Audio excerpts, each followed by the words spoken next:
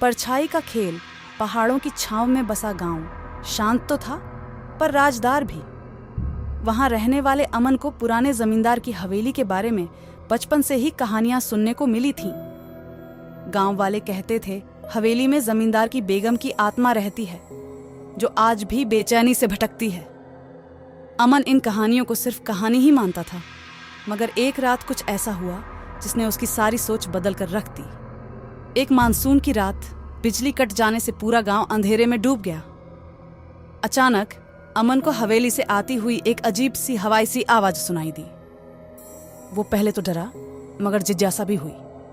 Torch जलाकर हवेली की टूटी दीवार से झांकने की हिम्मत जुटा ही रहा था कि अंदर से एक लौ जली।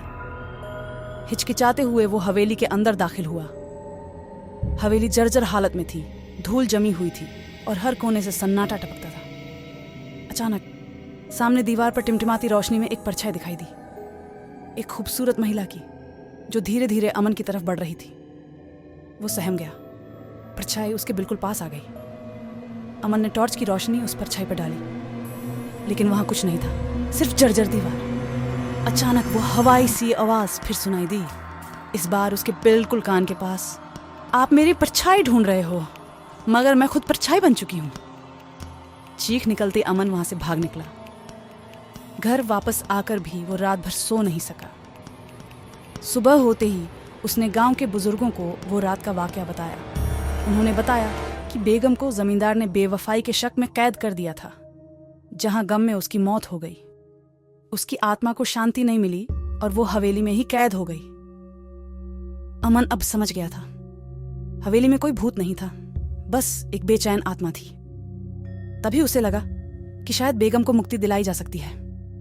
उसने गांव वालों को साथ लेकर हवेली में जमींदार के किए पर पछतावा और बेगम के लिए माफी मांगी। कुछ दिनों बाद मानसून की एक रात फिर बारिश होने लगी, लेकिन इस बार हवेली से वो अजीब सी आवाज नहीं आई। सुबह गांव वालों ने देखा हवेली का दरवाजा खुला हुआ है। अंदर जाकर देखा तो टिमटिमाती रोशनी वाली वो दीवार अब सिर्फ एक दीवार थी।